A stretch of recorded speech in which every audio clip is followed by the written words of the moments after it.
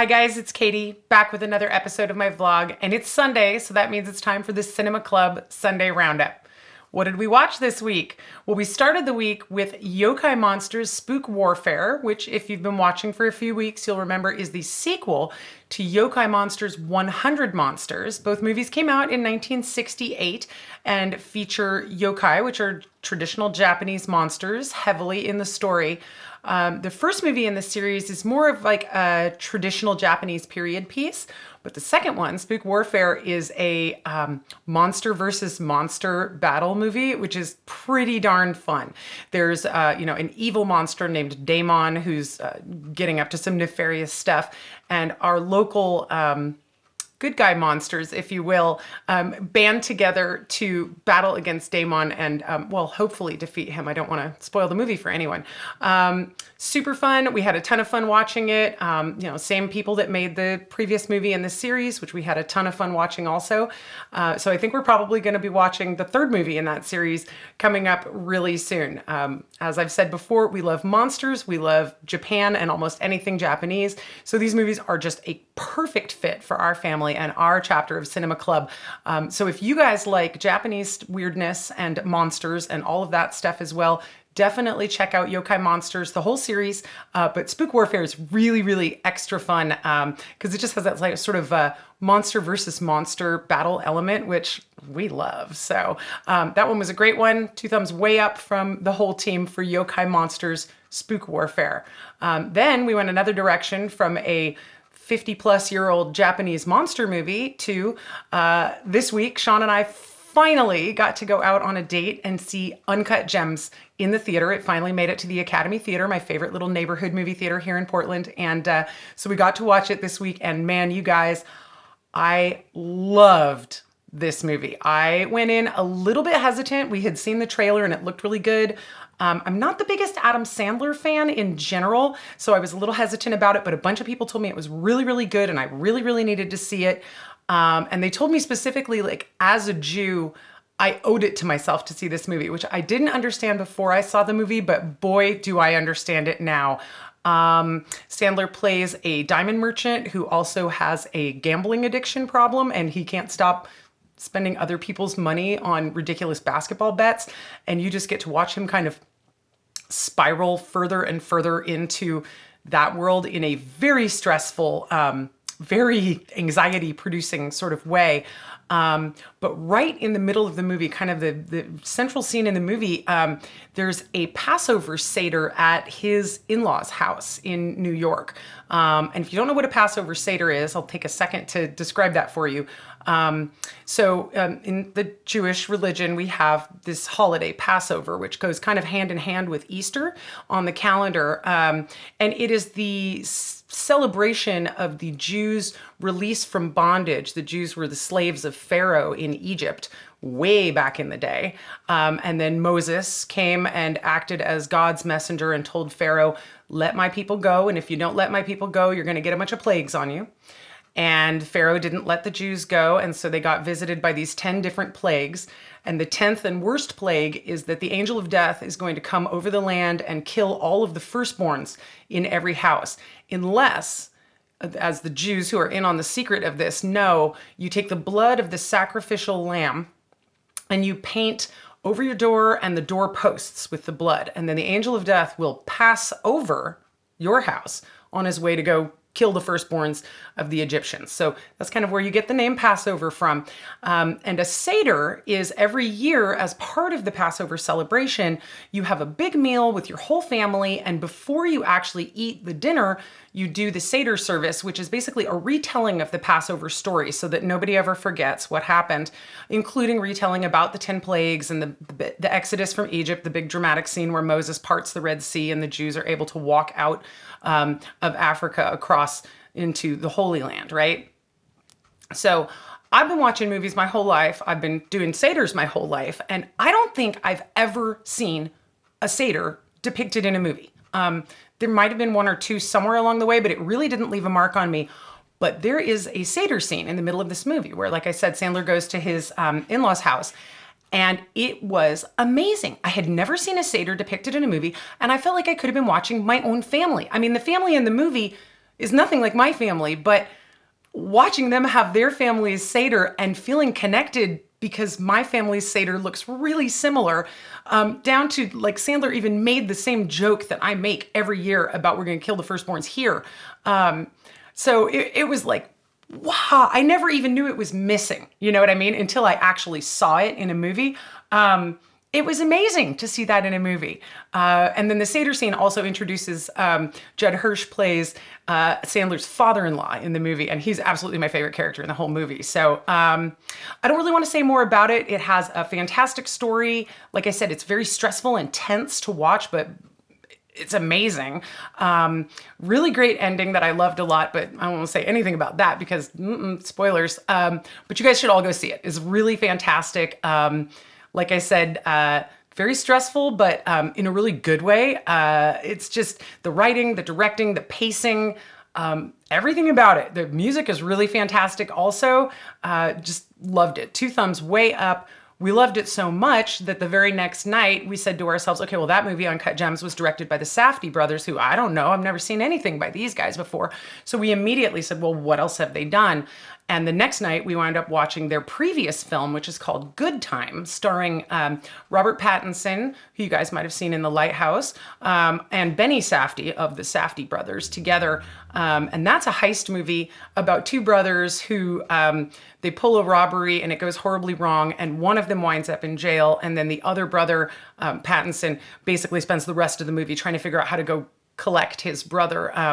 And that one kind of, similar to Uncut Gems, it kind of spirals into, oh God, what have these guys done? And how do they get themselves out of this situation in a really great way? It's a really fun movie. We had a ton of fun watching it.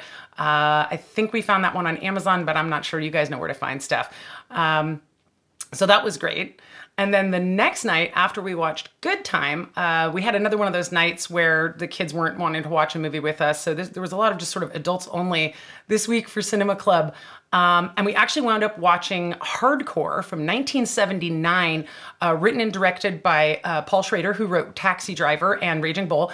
And Hardcore is starring George C. Scott as a Midwest Calvinist guy who's very buttoned up, prim and proper sort of man whose teenage daughter disappears on like a church trip to California, and she's gone for months, and then she resurfaces in a porno film. And so he's got to like go out to California and unravel what is his daughter doing in the porn industry and find her and bring her back. And that movie was incredible. It was like this neo-noir mystery thing. He actually hires, Peter Boyle plays a private investigator who he hires to find his daughter, and he's pretty great in that role. So that movie's really recommended. Very adult. I wouldn't watch that one with kids, obviously. You can really see Schrader's writing from Taxi Driver and Raging Bull kind of come through in this movie also. It was great, very dramatic, really held our attention a lot. It painted this really interesting portrait of sort of the sleaze world of the late 70s, including at one point, George C. Scott's character goes into a strip club because he's looking for somebody or another who made one of these movies. And there's 2 of the dancers in the club are like dressed as Star Wars characters having a lightsaber battle because that movie had just come out previously. So that's a pretty funny little piece of the historical record. And it made me wonder, like in real reality, how many strip clubs had, naked ladies dancing around with lightsabers actually in the late 70s. Probably more than you ever thought. So that one was really fun also. And not fun, it's very serious, but it's very good, very well acted, very well directed, very well written. Another one that I had never heard of before, but really loved it. We found that one, that was on the Criterion Collection's streaming app. So another one I want to recommend if you guys haven't checked it out. It's pretty cheap. I think I pay like $7 a month for Criterion, and that one's got all of your art house and foreign and just, interesting, weirder old movies that you maybe can't find in other places. And Criterion's app is another really good one to just browse if you don't know what you want to watch, because a lot of their stuff is organized by genre or type or director or whatever. And there's a lot of cool suggestions for things to watch on the Criterion app. So that was Hardcore, 1979. And then we ended the week last night. We'd actually been holding this one for a while, but my mom came to town to visit. And so we were like, yes, Grandma's here. We can finally watch Alice in Wonderland, the 1951 Walt Disney animated version of Alice in Wonderland, which we had been waiting to watch with the kids until after we had all read the book. And then we watched the Jan Svankmajer version of Alice a couple of weeks ago. And I kind of wanted to give that one first because the Disney one is like the one visually, right? Whenever you see Alice in Wonderland sort of represented in any kind of sense, unless they use the original John Tenniel illustrations from the book, what you're seeing is a riff off of the Disney movie version, right? So that was really cool to watch with the kids because they've been to Enchanted Forest here in Oregon and they've been to Children's Fairyland down in Oakland, California, which both have Alice in Wonderland features, which are direct visual lifts from the Disney animated movie. I also realized while we were watching the movie how many times I've seen Alice's fall down the rabbit hole as depicted in the Disney animated version riffed on in some other movie or piece of media or something. It's just such an iconic thing, right? We had a great time watching it. It was shorter than I'd remembered. It's less than an hour and a half long. The characters, the way the characters are styled are not my favorite, but everything else aesthetically about this movie is incredible. The colors, the backgrounds, the way they animated the water part at the beginning after she goes down the rabbit hole and, she grows really big and cries a bunch and there's the flood and everything, with the parts where she's sort of floating along in the Drink Me bottle and then winds up at the caucus race with all of the animals and the waves are crashing over her. But it's like the waves are done in like pink and purple with all these bubbles, or they'll be black with white lines on them instead of like normal watercolors. It's really cool. I think a lot of that is owed to the illustrator Mary Blair, who did a lot of the concept work and color work for the movie. It's just an incredible piece of animated history. Obviously most people have already seen it. If you haven't ever seen it, if you haven't watched it in a while, go back and check it out. It's so cool. This is a movie that's 70 years old at this point, and it's just still holds up incredibly well. The music is great. The animation is, of course, great. The voices, you recognize a whole bunch of people and the voice actors from other Disney productions, which is, of course, really fun. It's a great story. I think everybody loves the story of Alice in Wonderland. So it was a really fun one to watch with the kids. But especially after having viewed some of these other sort of versions and interpretations of it. And I always do a little bit of research before I sit down to record my vlog. And I was actually shocked to find out when I did my research on Alice in Wonderland, not only did Walt Disney attempt to develop an Alice in Wonderland concept starting in 1928, and he didn't get it actually made until 1951. So there's a lesson there for you guys. If you're feeling frustrated about a project or like you're never going to get something done, it might take decades to realize some project that you've been trying to work on. But the other shocker for me was apparently it was a box office flop when it came out. People didn't go see it in the theaters. And then Disney ran it on TV years later and then re-released it. And then there was, home video came out and all of that. And then it became popular. But initially in 1951, when it came out, apparently it didn't do very well at all, which is completely shocking to me because it's such a quality movie. The other thing that's pretty amazing about watching it now is it feels so much like Disney animated shorts from the same period of time. I mean, there were parts where I felt like I could have been watching like a Donald Duck Chip and Dale cartoon or something instead of, a full length of Alice in Wonderland. So, a great film. I think, like I said, I probably 99% of you have already seen it, but on the off chance any of you haven't seen it, give it a shot. It's a great one. And if you haven't seen it in a long time, I don't think I had seen it since I was a kid or a teen. And it was really cool to go back and watch it with adult eyes and kind of, pick apart things like, oh, would I have designed this character this way? Or would I have, made this scene go this way? And I don't always agree with all the decisions that directors and animators make on their projects. But I still had an incredible time watching the movie. It's a great one and just a great story. So that's it for this week. Kind of a short week. We only managed to watch 5 movies. But that's okay. We had other stuff we were doing.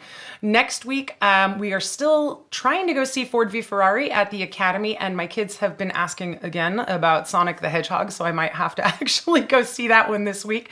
But you guys are going to have to turn in next week to find out what we watch next week. Meanwhile, I would love to hear from you. So if you want to drop me a reply down there in the comments and tell me, what have you guys been watching this week? What do you have to recommend? What are you thinking about watching for next week? Or how's Cinema Club going for you? So that's it for now. Check back in with me next week for more Cinema Club Sunday Roundup. And of course, I will be back in 2 days with another episode of my vlog. Thanks, guys. Have a great day.